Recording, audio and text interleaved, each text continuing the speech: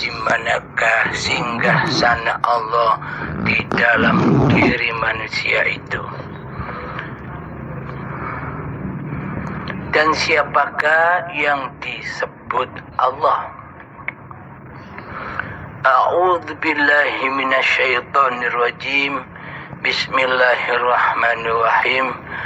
Allahu la ilaha illa huwal hayyul qayyum. Allah, tiada Tuhan yang berhak disembah kecuali Dialah hidup yang kekal, lagi terus-menerus menghidupi seluruh ciptaannya.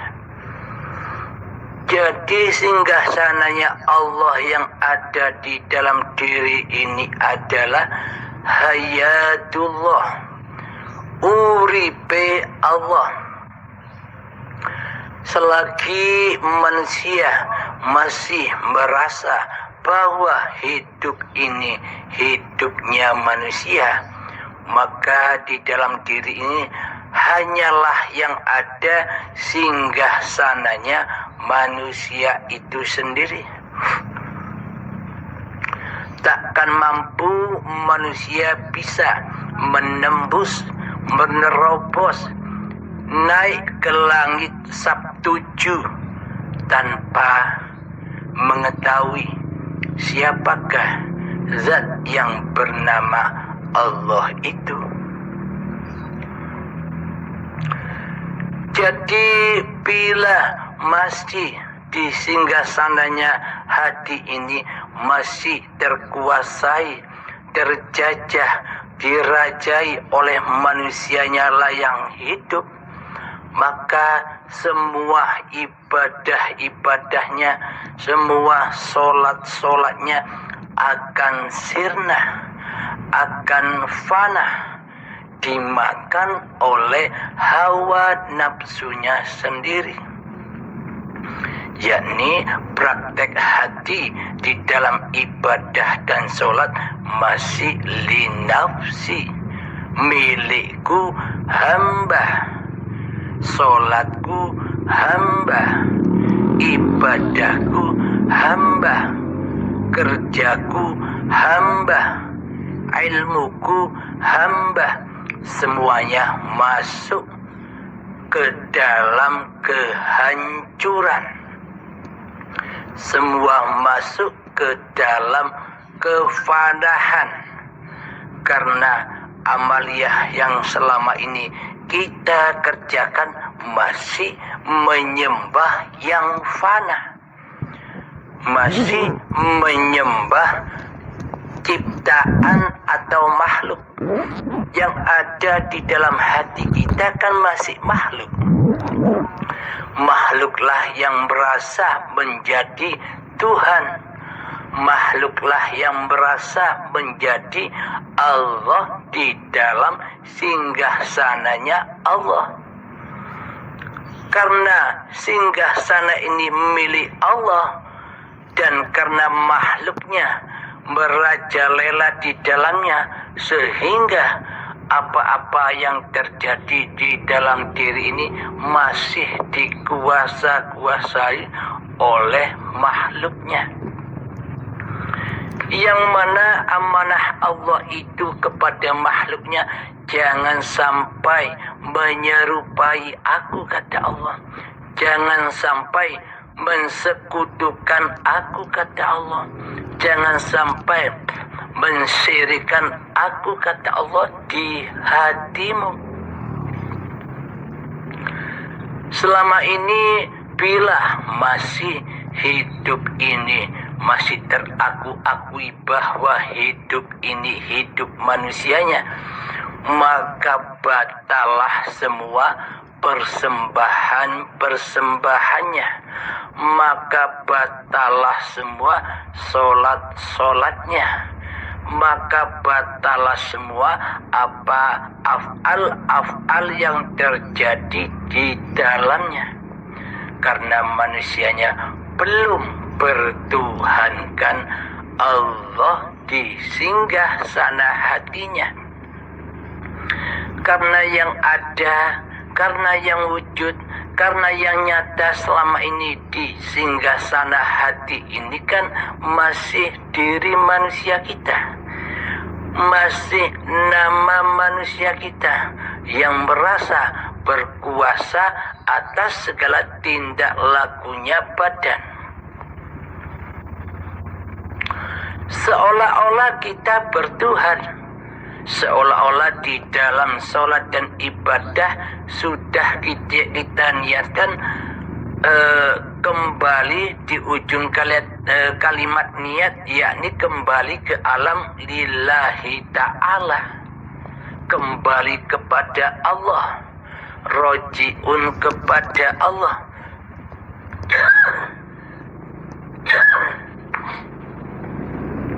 Akan tetapi buktinya, realitanya, aplikasinya selama ini di dalam hati kita bukan lillahi ta'ala, akan tetapi linafsi,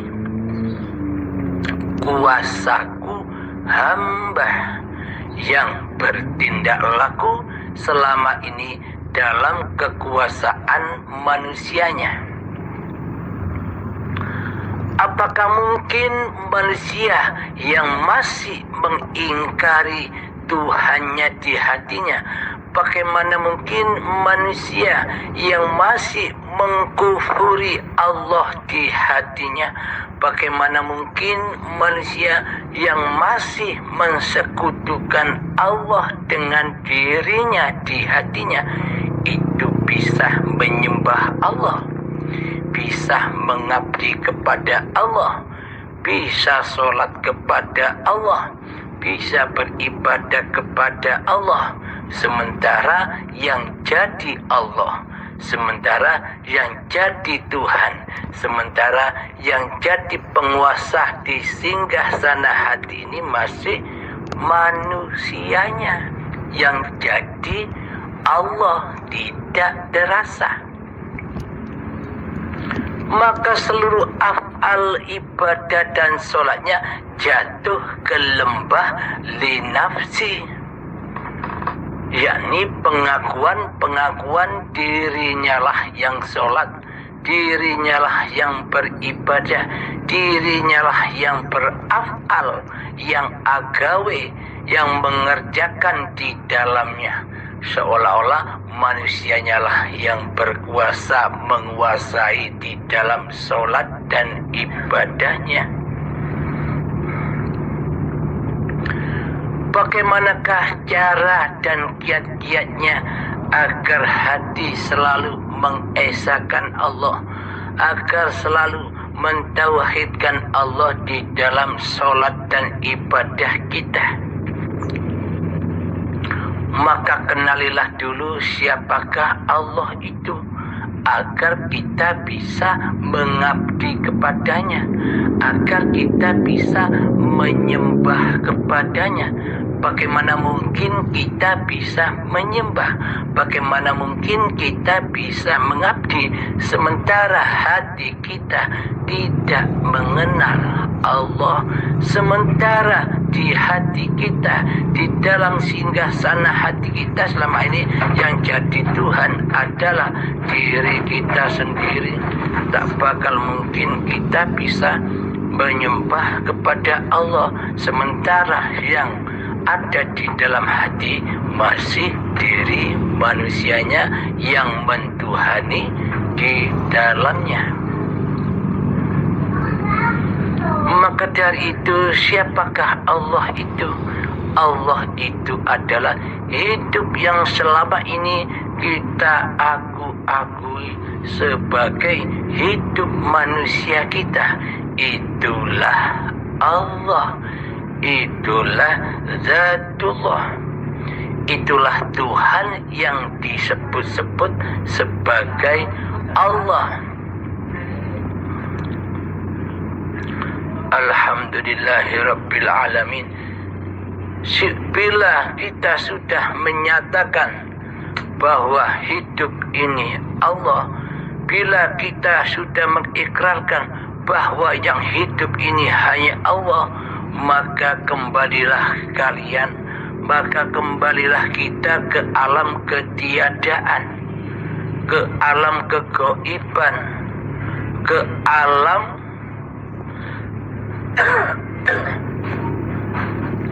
di mana asal usul kefitrahan diri manusia kita, yakni hanya sebagai khalifah, hanya sebagai wakil-wakil Allah di bumi ini, bukan sebagai Tuhan. Akan tetapi praktek hati kita selama ini kan bukan sebagai wakil-wakil Allah.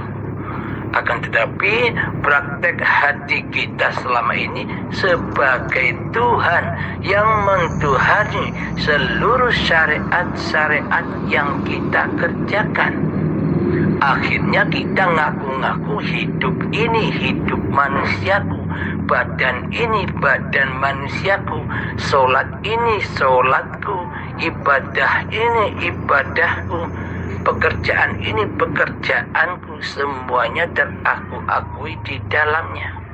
Karena selama ini kita belum bertuhan. Karena yang menjadi Tuhan selama ini adalah diri kita sendiri di hati kita. Maka ketika sudah nyata bahwa hidup ini Allah, maka ketika sholat Allahu Akbar, siapa yang memahabesarkan di dalam sholat itu? Yang memahabesarkan Allahu Akbar di dalam sholat itu adalah hidupnya Allah sendiri, hayatullah. Ketika manusia sudah tak mengaku-ngaku bahwa hidup ini milik manusianya, ketika manusia sudah tidak mengaku-akui lagi bahwa badan ini badan manusianya, yang terjadi adalah af'alullah. Allah lah yang menggerakkan seluruh ciptaan-ciptaannya. Jadi jangan gagal paham, bukan Allah nyembah Allah. Bila pengertian Anda Allah nyembah Allah, berarti kan masih ada dua. Allahnya ada dua. Yang dimaksud af'alullah itu adalah tiada af'al yang terjadi atas seluruh makhluknya kecuali af'alullah, yakni Allah lah yang memperjalankan, Allah lah yang menggerakkan, Allah lah yang mengkerentekkan hatinya, Allah lah yang mengkehendakkan daya upaya dan mengikhtiarkan laku-laku apa-apa yang diciptakannya. Wallahu khalaqakum wa ma ta'malun. Allah lah pencipta dirimu dan Allah lah pencipta apa-apa yang kau perbuat. Terus di sini terjadi pertanyaan. Pemahaman kita selama ini, bila terjadi kebaikan di sisi manusia, contoh ketika sholat, ketika beribadah, berbuat baik, kebaikan disandarkan kepada Allah. Sedangkan keburukan, kemaksiatan, kejelekan disandarkan kepada setan ataupun hawa nafsu kita sendiri. Bila itu yang terjadi, maka berarti ada penguasa, ada dua penguasa di dunia ini. Ada kuasanya Allah, ada kuasanya hamba. Apakah ini bisa kita jadikan pedoman? Sedangkan la hayatan illallah, tiada hidup kecuali Allah, sudah jelas dan nyata di dalam ayatnya Allah, khairihi wa syarrihi minallah, baik dan buruk itu dari Allah. Innallaha ala kulli syai'in qadir. Sesungguhnya Allah berkuasa atas segala sesuatu. Allah berkuasa di dalam kebaikan dan Allah pula berkuasa di dalam keburukan. Tanpa adanya hidup maka tak akan ada yang dikatakan kebaikan dan keburukan. Tanpa adanya hidup maka tak ada yang dikatakan ketaatan dan kemaksiatan.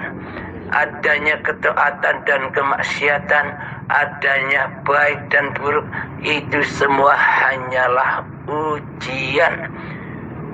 Posisinya sama, yakni kebaikan ataupun keburukan, ketaatan baik pun kemaksiatan, itu adalah ujian. Bagaimana kita bisa mensikapi di dalam ketaatan itu bisa bertemu dengan Allah, di dalam kemaksiatan pun bisa bertemu dengan Allah sebagai penciptanya.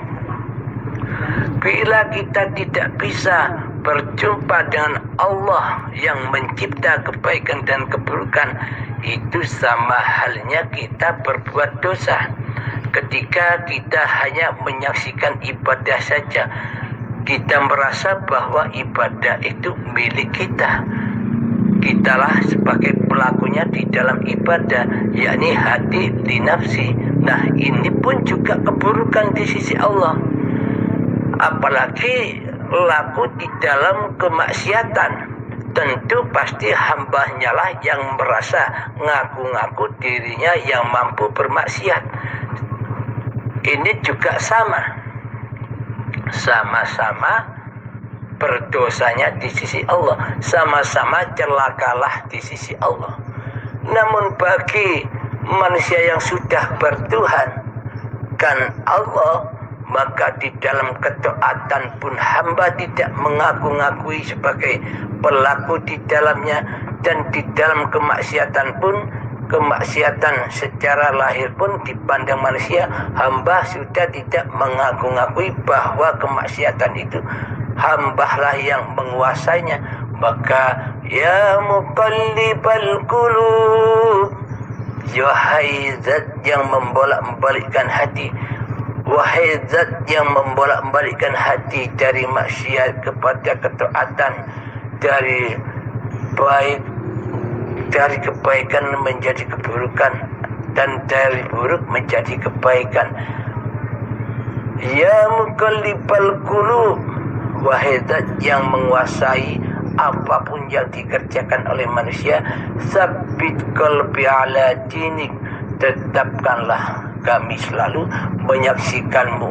Ya Allah, Engkaulah yang membolak-balikkan hati. Ingat, lupa, taat, maksiat bukanlah milik manusia, tapi saksikanlah bahwa hiduplah yang memerankan di dalam keduanya. Bagi hidup, bagi Allah sudah tak ada hukum taat dan maksiat. Bagi Allah sudah ada hukum kebaikan dan keburukan, taat dan maksiat, baik dan buruk hanyalah bagi manusia yang masih merasa mentuhani dirinya sendiri, bagi manusia yang masih merasa menjadi Allah. Karena manusia selama ini mengaku-ngaku bahwa dirinya lah yang hidup, dirinya lah yang berkuasa. Akan tetapi sifat-sifat yang diaku-akui milik manusia ini selama ini kan sifatnya Allah, bukan sifatnya manusia. Inilah yang dimaksud manusia merasa menjadi Allah, tapi tidak terasa karena manusianya belum mengenal Allah. Akhirnya buta mata hatinya. Alhamdulillahirabbil alamin. Semoga kita semua, terutama saya sendiri, selalu dibimbing oleh Allah, selalu disadarkan oleh Allah Subhanahu wa taala bahwa semua yang terjadi adalah af'alullah lillahi ta'ala. Alhamdulillahirabbil alamin. Assalamualaikum warahmatullahi wabarakatuh.